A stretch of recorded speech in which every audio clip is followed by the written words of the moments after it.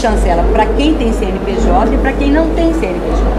E os valores a princípios pensados, que são valores que a gente tem que estudar, até porque assim, esses instrumentos todos, existem outros. A gente conversa com algumas secretarias do Sul e fala assim, mas a gente tem um edital que é aberto o ano todo.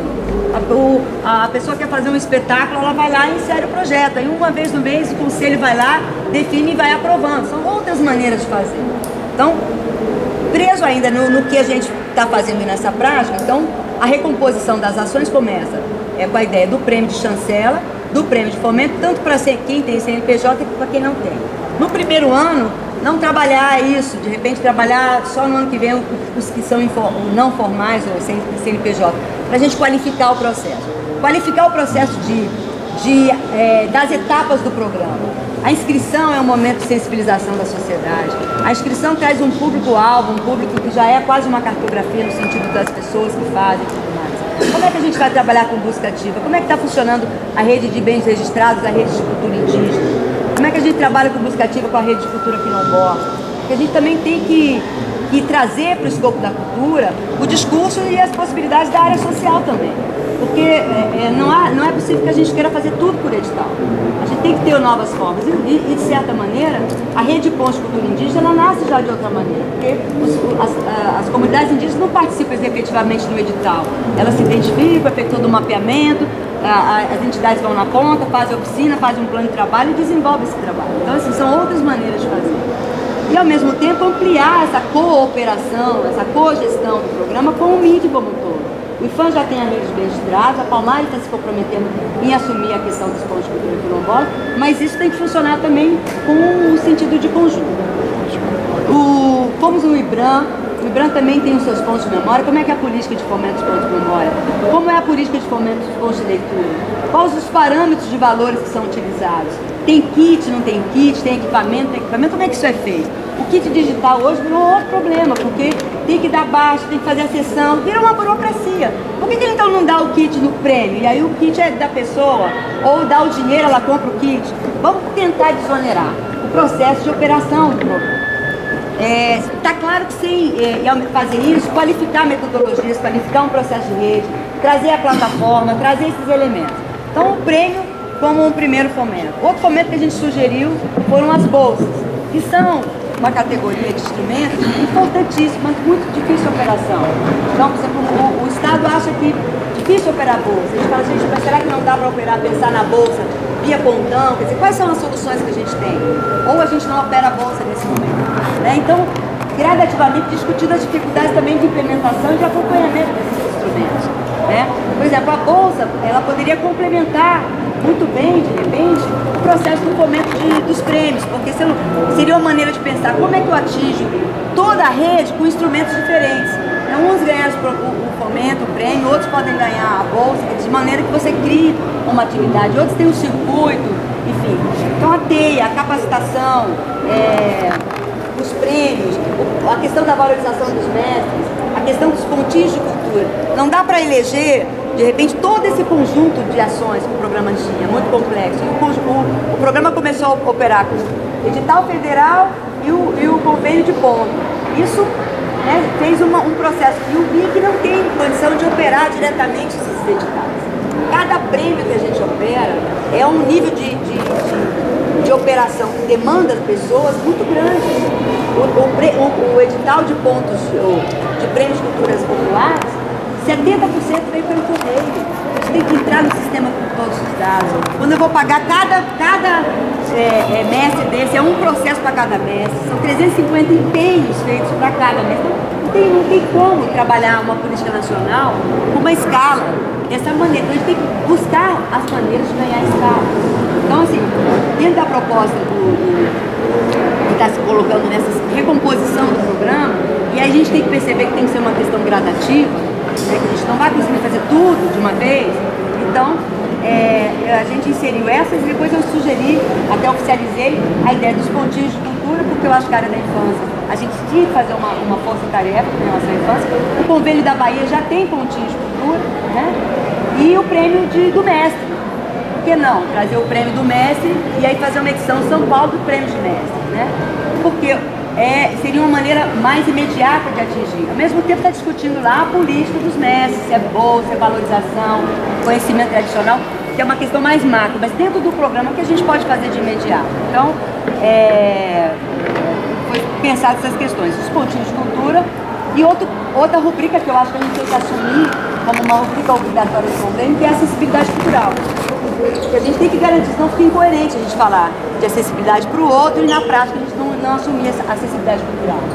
E aí a gente tem aí algumas ações que começam a falar, embora ainda com uma escala muito pequena, a gente tentando fazer parcerias que ganhem escala, como a parceria com a Universidade Federal do Rio de Janeiro, quer dizer, fizemos esse primeiro curso de especialização, que foi o primeiro do Brasil, já com a participação de pontos de cultura, de sociedade civil, de gestores, mas com a ideia de uma multiplicação, de fazer a rede de acessibilidade, de sensibilizar o conjunto dos pontos, de dar condição para que a gente melhore essa questão.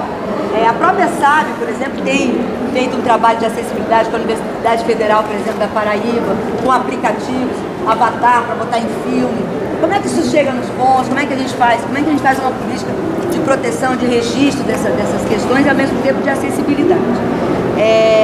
Por exemplo, a segunda proposta da Patrícia, para a continuidade do programa, além de fazer um segundo curso, seria a gente fazer um curso com acesso virtual para os pontos para a sociedade, que a gente pudesse, por exemplo, ofertar 2.000 vagas para um curso de 40 horas para a introdução do assunto de acessibilidade cultural. Então, isso cria uma escala para ofertar para o conjunto do Brasil uma possibilidade de começar a discutir acessibilidade cultural. Então, ganhar essas escalas, né?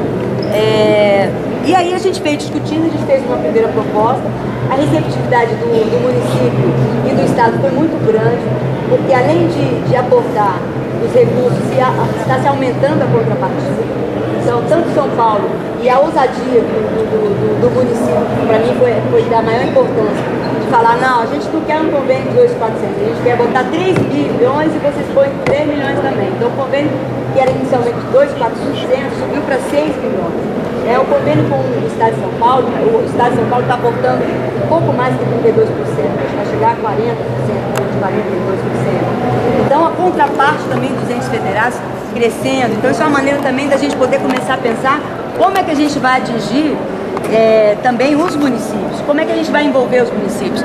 O Ministério não tem condição de fazer 5.600 convênios com os municípios. Então, a solução com os municípios também passa por uma ação junto ao Estado. Quer dizer, como é que a gente vai envolver o município? Como é que o município já pode aderir ao programa sem necessariamente precisar de um convênio, mas ele se responsabilizar por apoiar os grupos locais, apoiar os pontos que existem lá, ou até um dia mesmo ele poder operar até a chancela com recurso próprio, mas ligado no programa. Então, como dar essas soluções? Como crescer como política nacional?